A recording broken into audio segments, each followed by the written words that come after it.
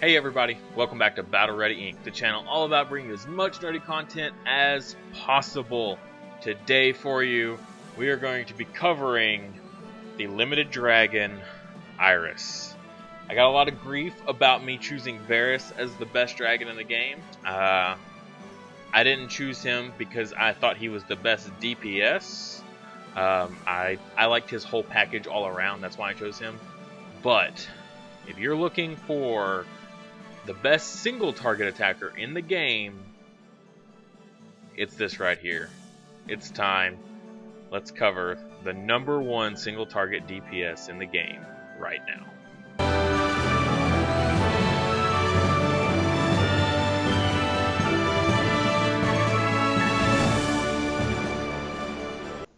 As always, if you're new to the channel, please like the video and subscribe. I'm always trying to do Dragon Village M videos at least one a week, sometimes two a week. This week I do want to apologize. I am behind. It is Saturday and I haven't got a video up yet. Started a new job and it's like 10-hour days and just brutal amount of work, so it's just kicking my butt. But if you want to help me and support me so I can make more videos and more content for you guys, check out my link in the Patreon link below, and you can support me through there and get all kinds of benefits, access to my private Discord server, that sort of thing. I can help you out, but just any kind of support is always appreciated. I do appreciate it. It's kind of late now, but I really want to do this video for you guys, alright? But let's get into this. Alright, so the AzuraS Dragon, this thing is just amazing. I'm currently farming up to get another Limited Dragon egg right now, purely just to pull an AzuraS. That's it, for PvP. If you look on the #1 ranked player in the world, they run 2 AzuraSes on their team, okay? So that just tells you how amazing of a dragon this is. But, like, let's just get into these skills, alright? So like I said, it is a single target attacker, so you're just going to hit one, but it's a 2 mana cost. So if you're used to Light Clown Dragon, which is what I personally run for PvP as my single target attacker, as well as my single target attacker for most content in this game, that's a 3 mana cost skill. This is a 2 mana cost skill that just blows everything else out of the water. I mean, it does an insane amount of damage, okay?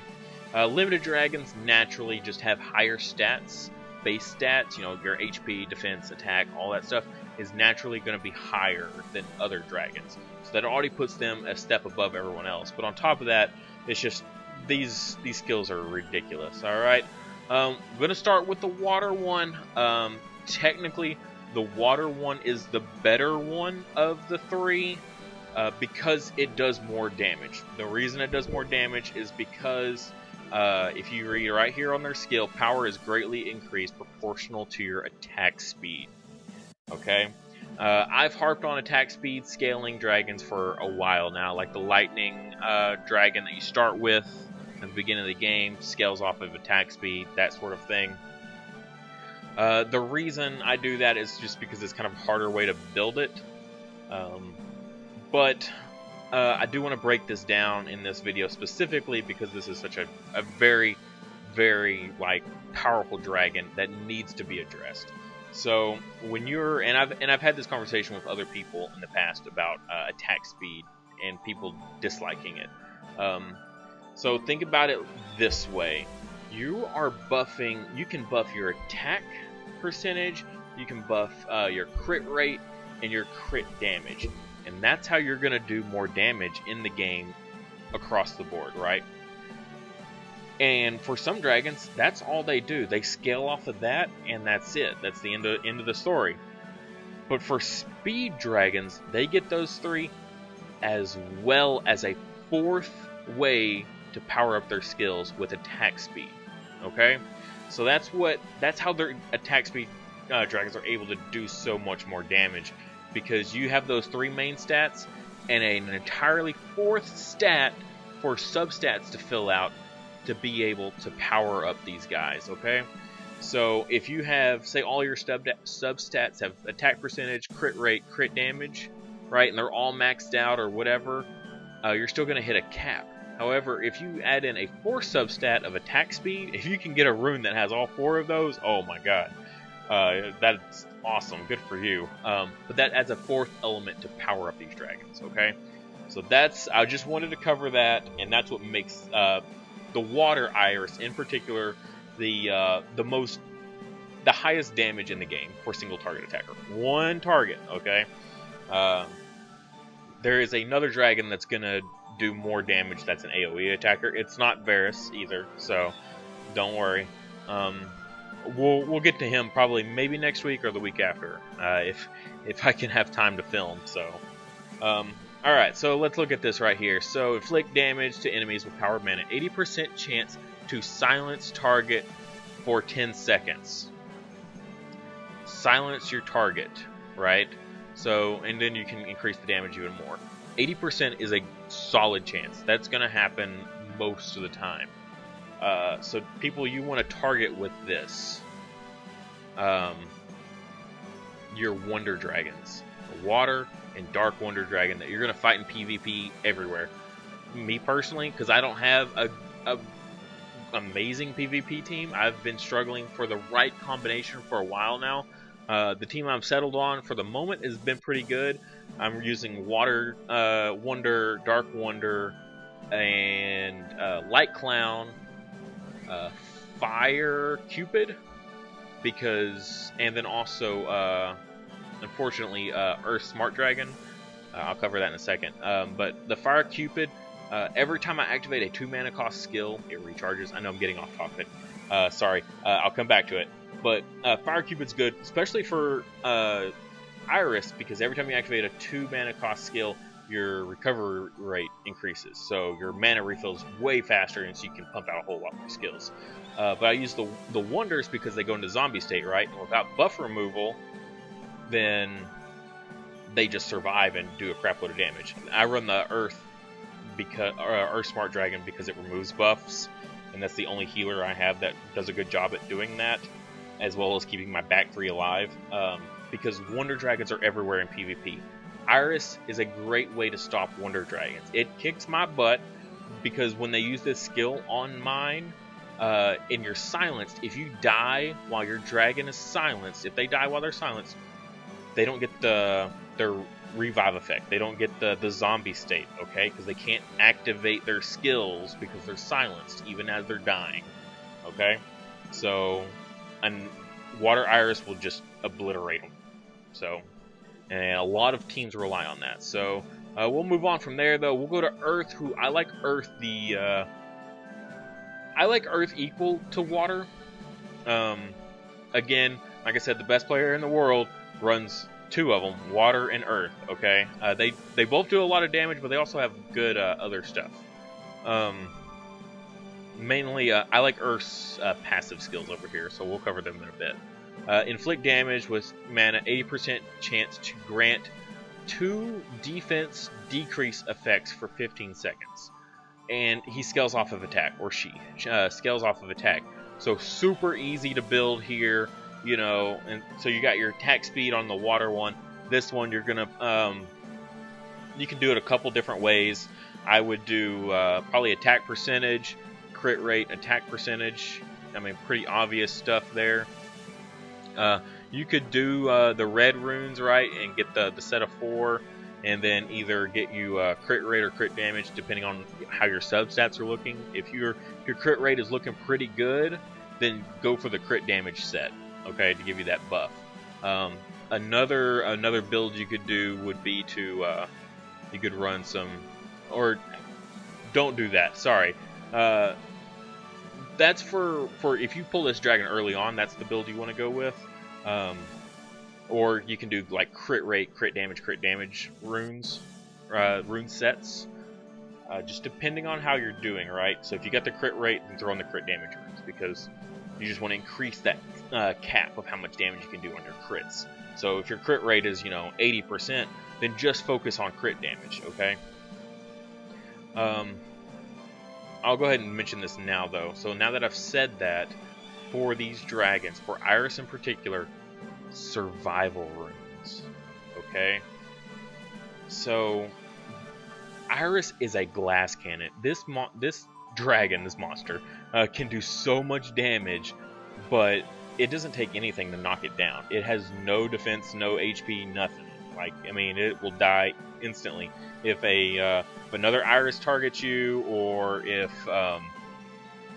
more commonly if a light clown dragon targets you. You're gonna go down to 50%, and that's when these passives are gonna kick in. Where all three of these have them. When you hit 50%, you transform into a dragon. So your HP just stops. You become invulnerable for 5 seconds. So super awesome. For 5 seconds, you're just untouchable. So that's great. And this happens at 50%. The problem is, once that 5 seconds is over with, then you just are back to being vulnerable again and getting melted. Survival runes do the same thing, but I believe it's at 20% or 25%, somewhere around there. They stop you from taking any more health, and you become invulnerable again. So that gives you two, like, just cut off. I don't take any more damage for the next 5 seconds.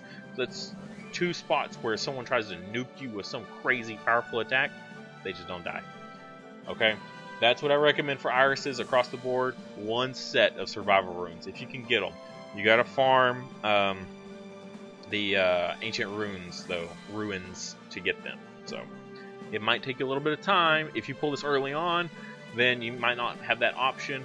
But for you late game players, if you haven't already, change your runes right now.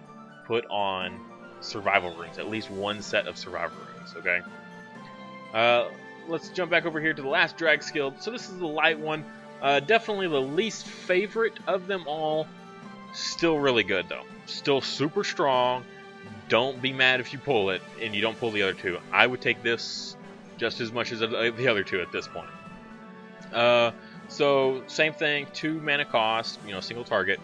Critical hit will increase damage by 1.8%. So you're almost doubling your damage on a critical hit. And any attack type ever, your crit rate should be at least 80%.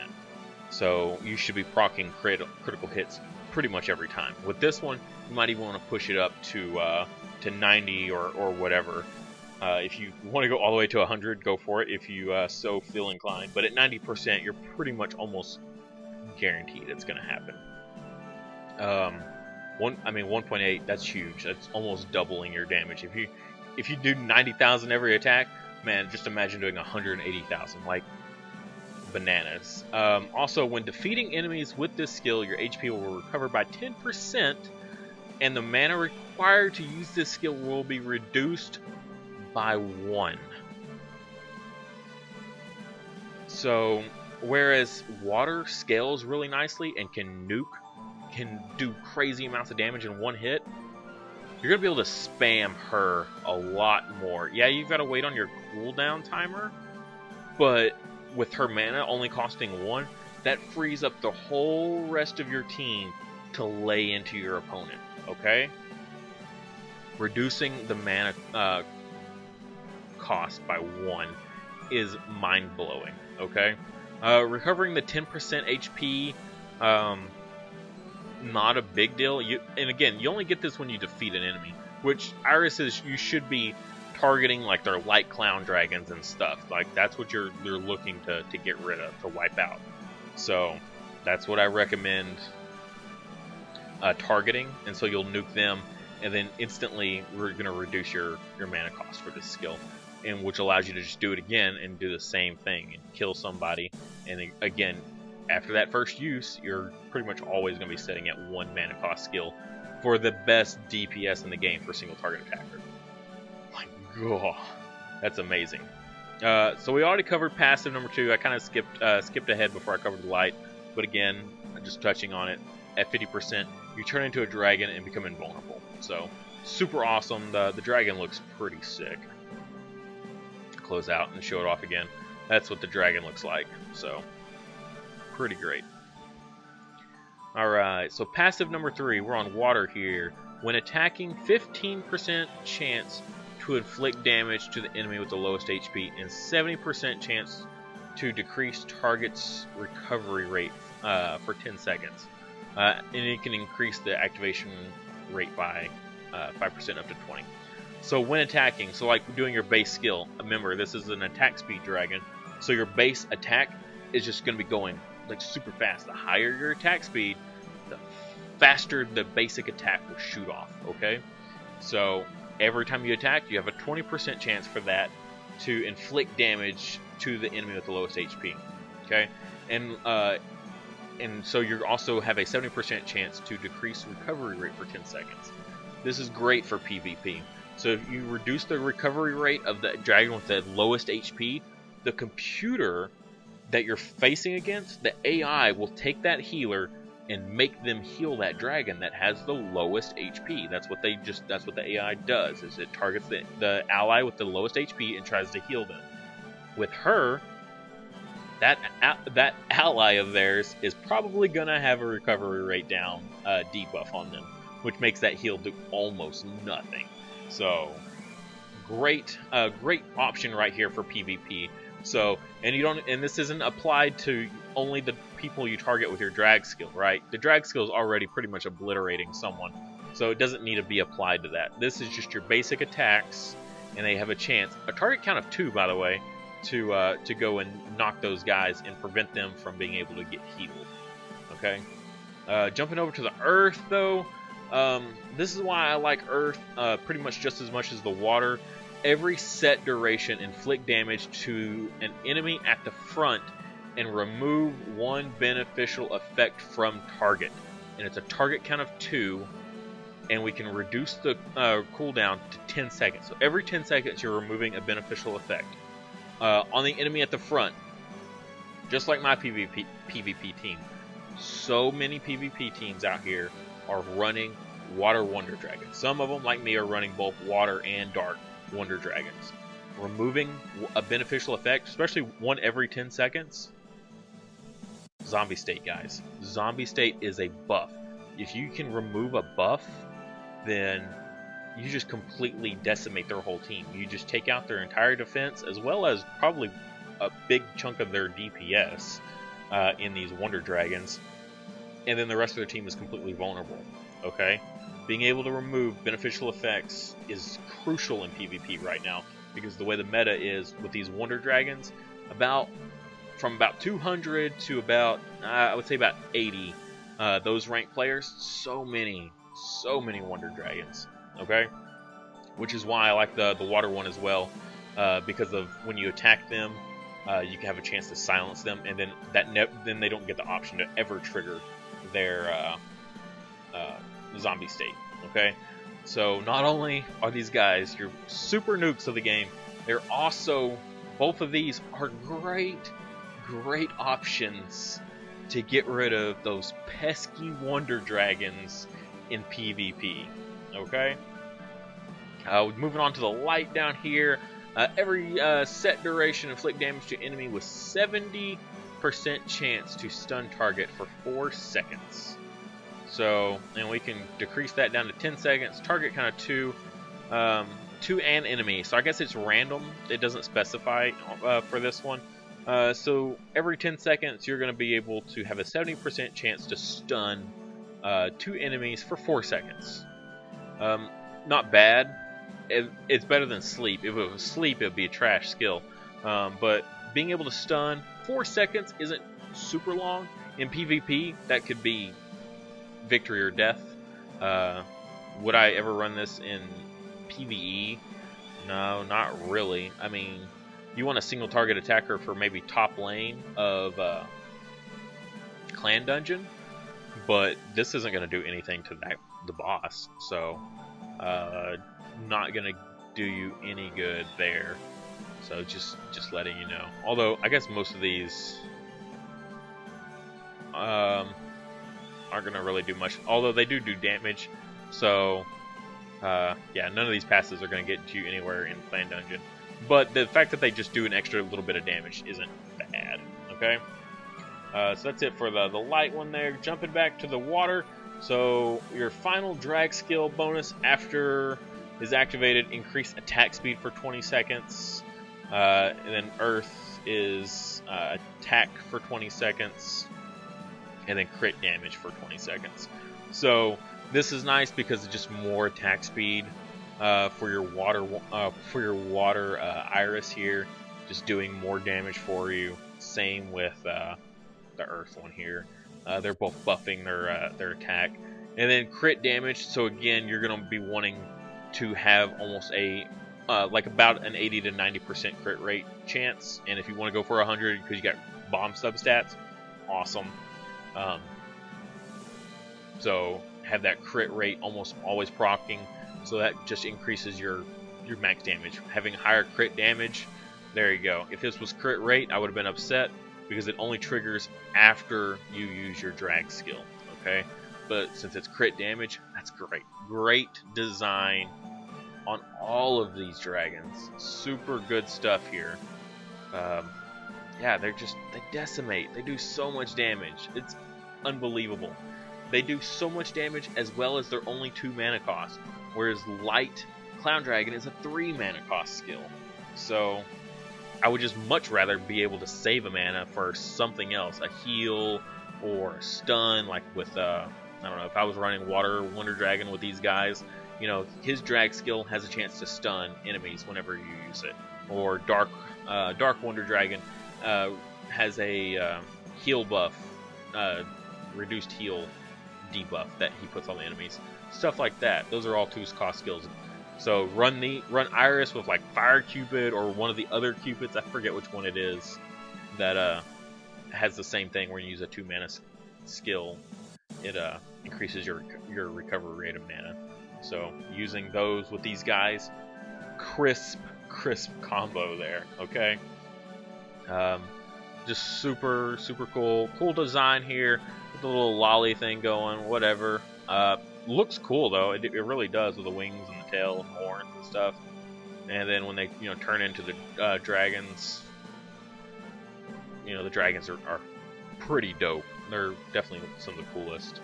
And again, just touching on the runes, go for the runes that are going to benefit whichever one you pull. Your speed, your attack percentage, crit rate. Yeah, look at that dragon, that's so cool.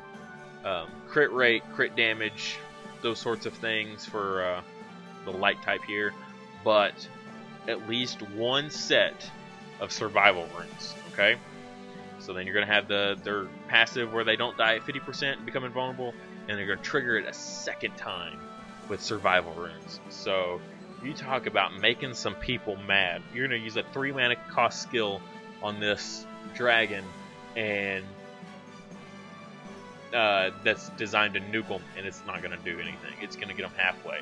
And then you're going to charge up that mana again and go for it a second time, and the same thing's going to happen. They're going to just get stopped dead in their tracks after doing just a little minuscule amount of damage. So, just food for thought, guys. I hope you enjoyed this.